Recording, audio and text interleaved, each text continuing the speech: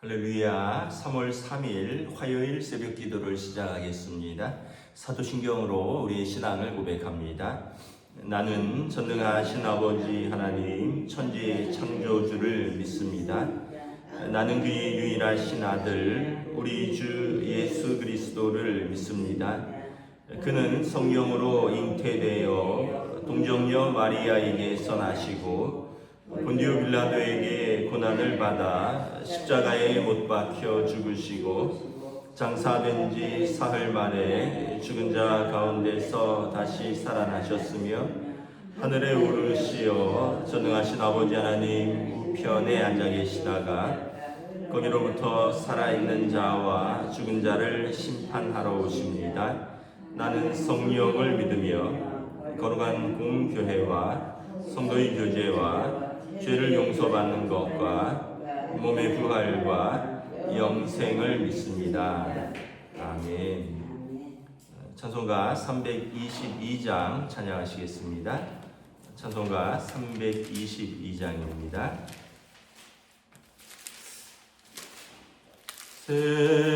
세상의 헛되 신을 버리고 하나님 이름 높여 기리세 온 천하 백성 모두 나와서 다 같이 하나님만 섬기세.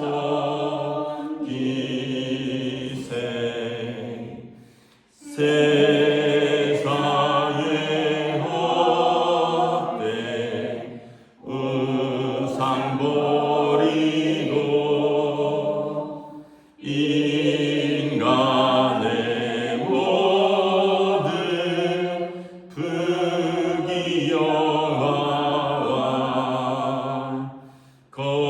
거짓과 들이 모두 버리고 온전히 하나님만 섬기세. 주님의 백성 서로 헤아려 시기와 미움 아주 버리고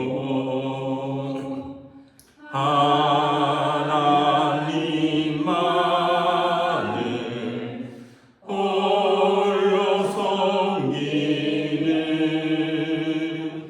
천국을 어서 이뤄주소서.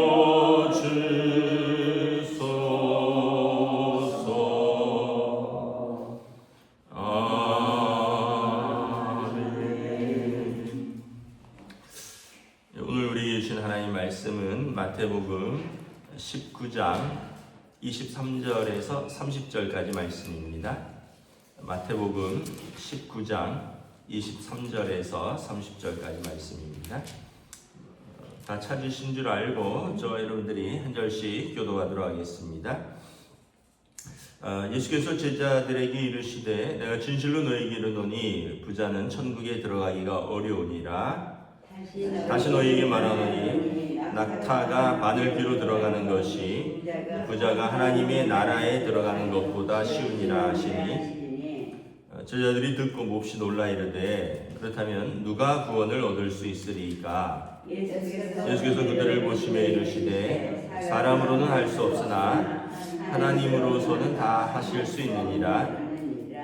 이에 베드로가 대답하여 이르되 보소서 우리가 모든 것을 버리고 주를 따라 싸운데 그런즉 우리가 무엇을 얻으리이까? 예수께서 이르시되 내가 진실로 너희에게 이르노니 세상이 새롭게 되어 인자가 자기 영광의 보좌에 앉을 때에 나를 따르는 너희도 12 보좌에 앉아 이스라엘 12지파를 심판하리라. 또 내 이름을 위하여 집이나 형제나 자매나 부모나 자식이나 전토를 벌인 자마다 여러 배를 받고 또 영생을 상속하리라. 그러나 먼저 된 자로서 나중되고 나중된 자로서 먼저 될 자가 많으리라. 아멘. 할렐루야. 예, 오늘도 새날을 주셨습니다. 주님께서 은혜와 평강으로 함께 해주시기를 축복합니다. 오늘 말씀은 이제 우리가 어떻게 재물을 써야 하나님의 나라에 들어가느냐에 관하여 말씀하고 있습니다.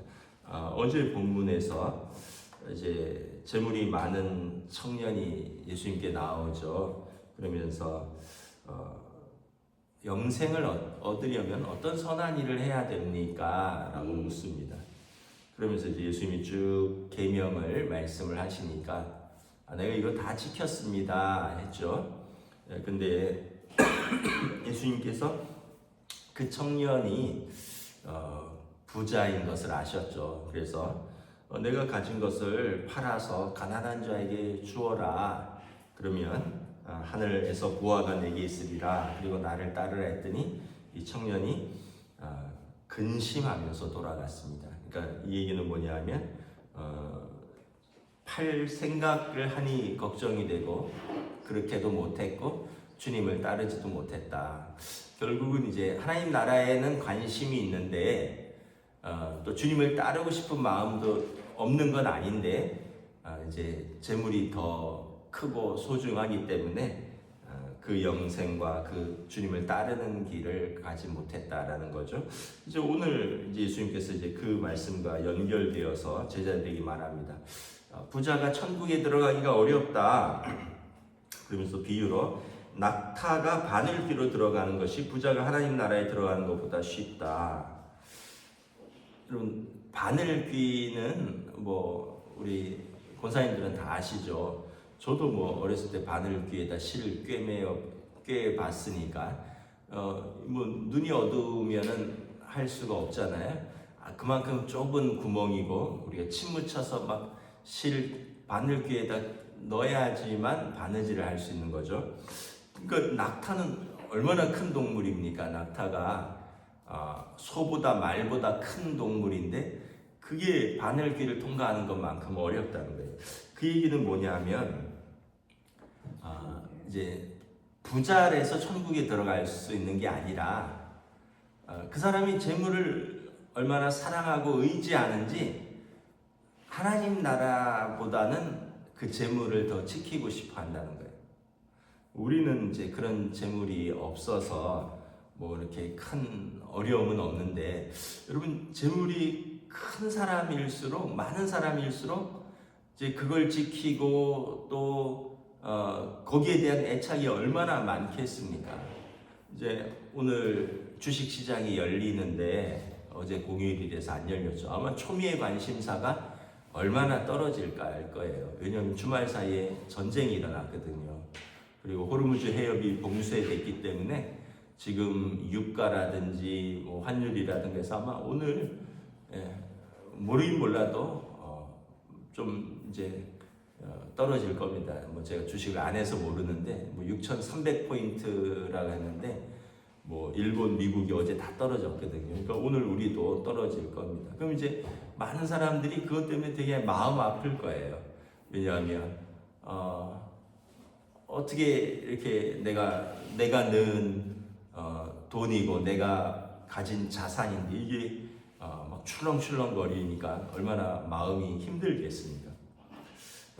그러다 보니까 오늘 말씀처럼 부자가 천국에 들어가기가 어렵다. 왜냐하면 이 재물 때문에 하나님 나라보다 지금 눈앞에 있는 게 더 큰 거예요.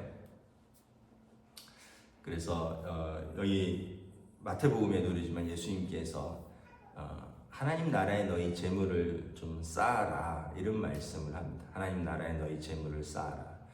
그 얘기는 우리 무슨 말이냐 하면 이 땅에서는 녹슬고 도둑이 훔쳐가고 강도가 훔쳐가는데 하나님 나라에 쌓아두면 차근차근 그것이 하나님께서 우리에게 이제 갚아주신다 이런 표현입니다. 그 유대인들은 하나님 나라에 저금한다라는 표현이에요. 이게 그게 이제 하나님을 향해서 이웃을 위해서 쓰는 것이 하나님 나라에 나를 위해서 저금하는 겁니다. 근데 이 땅에 쌓아봐야 사실 그렇지 않겠습니까? 여러분, 우리가 쓰면 얼마나 쓸 것이고, 그리고 가져갈 수는 없잖아요, 이 땅에서. 근데 우리 이제 그것 때문에 전전긍긍하고, 뭐 저도 그렇고 여러분들도 그렇게 평생 그것 때문에 마음 아리하면서 살아가는데 사실은 하나도 못 가져가거든요. 그렇다고 또 제대로 쓰는 것도 아마 쓸 돈도 없지만 제대로 쓰기도 어려울 거예요. 근데 우리가 하나님 나라를 위해서 또 이웃을 위해서 쓰면 이 하나님 나라에 다 저금이 된다는 거예요. 그러니까 하나님이 다 갚아주신다는 거예요. 근데 이제 부자들은 그러기가 너무 어렵다는 거예요. 실제로는 이걸 너무 어떻게 보면 사랑하고 이걸 너무 잘 지켜야 되고 이게 어렵다는 것입니다. 그래서 우리가 나를 위해서 쓰고 뭐 가족을 위해서 쓰는 것은 너무나 당연한데 하늘나라에 저금하는 것이 참 얼마나 어려울까. 제가 어마어마한 부자를 알고 있습니다. 여러분들은 상상도 못할 돈을 가진 분이 제가 알기로는 아마 수천억대 부자입니다. 사실은 그런 줄을 몰랐어요. 그분이 어느 그냥 그 봉사활동하는 데서 만났어요. 제 앞에서 밥을 먹는데 뭐 청바지에 티셔츠 입고 그냥 평범 저보다 한 서너 살 많은 분인데, 근데 이제 사람들이 그분한테 와서 뭐 하면서 대표님 그러더라고요. 그래서 뭐 그런가 보다 했어요. 나중에 이름 명찰을 보고 무슨 대표가 하고 딱 찾아보니까 기업인하고 딱 뜨는데 누구나 알 만한 아주 대기업의 창업자 중에 한 명이더라고요. 지금은 이제 기업을 물러났어요. 아마 그 지분을 받아서 뭘 하는 것 같은데, 이분이 뭘 하냐 하면 언젠가 말씀드렸죠. 세상을 품는 아이들. 그래서 이 범죄를 짓고 소년원에 가거나 그 가기 직전의 아이들, 이 아이들을 한 60여 명 정도를 위탁받아서 섬기는 그런 장소가 있어요. 거기 선생님이 30명 정도 됩니다. 그 선생님들 월급을 거의 다 이분이 주고 있어요. 여러분, 매달 30명 정도의 선생님들의 월급을 그 건물, 땅, 시설 운영하고 그걸 그분이 거의 다 주고 있어요.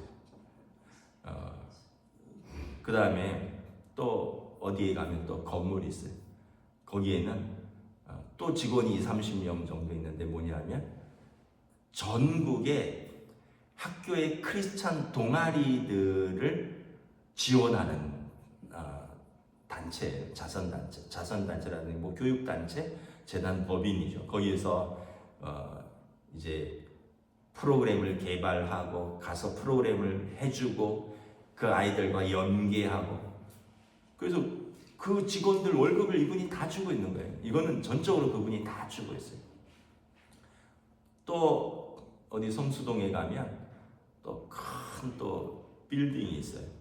거기에 보면 크리스찬 기업인들, 소상공인들, 막 1인 기업, 2인 기업, 청년 기업인들, 이 사람들이 시작을 할 때 사무실 얻는 것도 돈이잖아요. 전기세 들어가죠. 공간 얻어야 되죠. 또 여기에서 또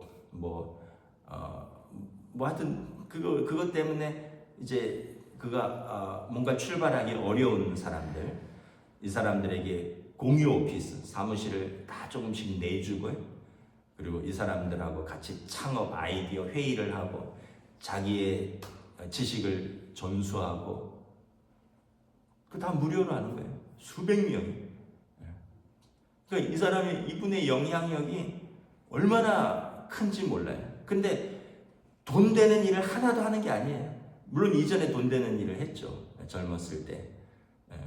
근데 아까도 말씀드렸지만 그런 건물들이 서울의 곳곳에 있어요. 그리고 그곳에서 사람들을 불러서 그 사람들하고 하나님 나라를 위해서, 이 땅의 청소년들을 위해서, 세상에서 외면하는 청소년들, 왜냐하면 범죄를 지었으니까 그래서 걔네들을 교화시키고 걔네들에게 하나님 말씀을 전하고 그리고 다시 세상으로 복귀할 수 있도록, 그리고 각 학교의 청소년들의 그 동아리들이 학교 안에서 아무런 지원도 없는데 그 아이들이 뭐 이제 학교 안에서 기도하고 동아리 활동하고 이를 위해서 수많은 선생님들이 이제 뛰고 있는 거예요. 그리고 수백 명의 청년 기업가들에게 공간을 내주고 그분들과 고민하고. 근데 이 수백 명의 청년 기업가들은 크리스찬은 아니에요. 그냥 어떤 지원하고 심사를 거쳐서 거기에 들어오는 거예요. 근데 생각해 보세요. 이분의 영향력이 얼마나 크냐 하면 이분이 성경 공부하면 같이 성경 공부하는 거예요. 왜냐하면 나도 저 사람처럼 되고 싶다라는 마음들이 있는 거예요. 청년 기업인들이 우리나라 대표적인 기업인 중에 한 명이었거든요. 그분이 성경 공부하니까 나도 성경 공부하고 싶은 거예요. 나도 돈 벌으면 저분처럼 선하게 쓰고 싶다 이런 거예요. 그러니까 이게 상상을 초월하는 돈을 매달 그냥 쓰는 거예요. 그분들을 위해서, 이웃을 위해서. 물론 이제 어떤 초기에 돈이 있으니까 그러겠지만, 근데 우리가 지금 제가 생각하면서 하나님 나라를 위해서 저금을 하고 하나님 나라를 위해서 돈을 쓴다는 게 저런 거구나. 뭐 저나 여러분이나 뭐 안 그럴 수도 있지만 사실 돈 10,000원에도 사실은 좀 되게 신경 쓰일 때가 많잖아요. 근데 내가 만약에 저렇게 돈이 많으면 어떻게 쓸까? 그러니까 그분이, 저는 그렇게 생각해요. 하나님께서 왜 그분에게 그렇게 많은 돈을 주셨을까? 그만큼 그분의 스케일하고 아이디어가 그 돈을 쓸 수 있을 만큼 하나님 나라를 위해서, 이웃을 위해서 쓸 수 있을 그릇이 되니까 하나님이 주신 게 아닐까. 물론 이제 다른 사람들은 그렇게 안 쓰는 기업인들도 많이 있는데 계속 돈을 버는 기업인들도 있지만 그분은 물론 이제 또 그걸로 뭐 이자가 나와서 어떻게 하는지는 모르겠지만 계속 돈을 쓰는 일을 하더라고요. 제가 알기로는 아마 한 달에 뭐 수억 원, 수십억 원이 그냥 나가지 않겠어요. 인건비로, 건물 유지비로 다 그냥 무료로 하는 거니까, 다 내 돈 주고 이제 운영하는 거니까.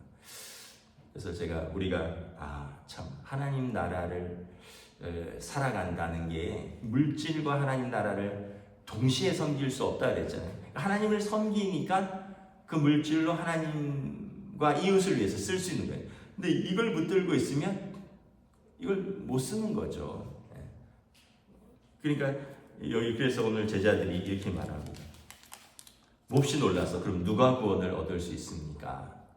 그러니까 예수님께서 사람으로는 할 수 없으나 하나님으로는 다 하실 수 있느니라. 누가복음에 보면 부자와 나사로 비유 나와요. 그 부자는 뭐 엄청나게 매일 잔치를 벌였다 그랬어요. 자기를 위해서. 그리고 자기 문 앞에 나사로는 그냥 그 문 앞에서 떨어지는 음식이나 주워 먹고.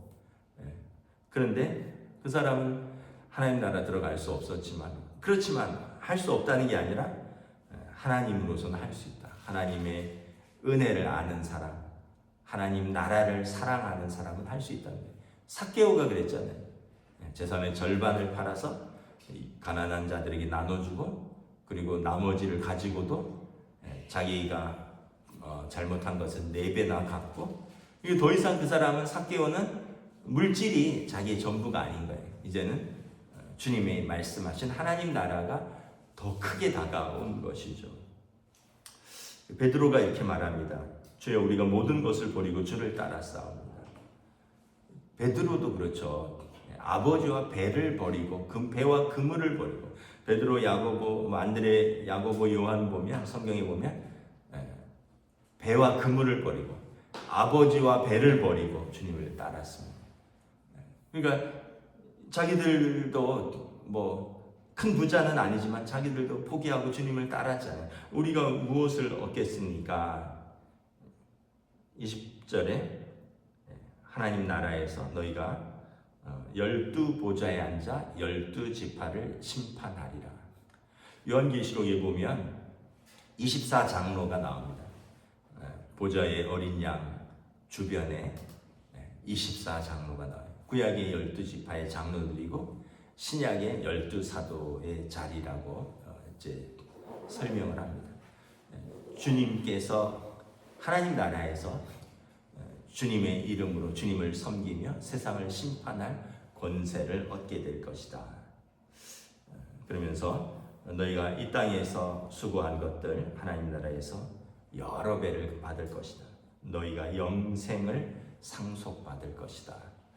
그래서 이 땅에서 먼저 된 자 같으나 천국에서 나중된 자가 있고요. 이 땅에서 나중된 자 같으나 천국에서 먼저 된 자가 있고, 이 땅에서 큰 자 같으나 천국에서 조그만 사람이 있고, 이 땅에서 작은 자 같으나 천국에서 큰 사람이 있다. 그래서 우리가 하나님 나라를 사랑하는 사람들에 대한 하나님 나라의 분명한 보상이 있고, 이 땅에서 이 땅을 너무 사랑한 사람들에게는 그냥 이 땅의 보상이 전부가 되는 것이죠. 말씀을 마치겠습니다.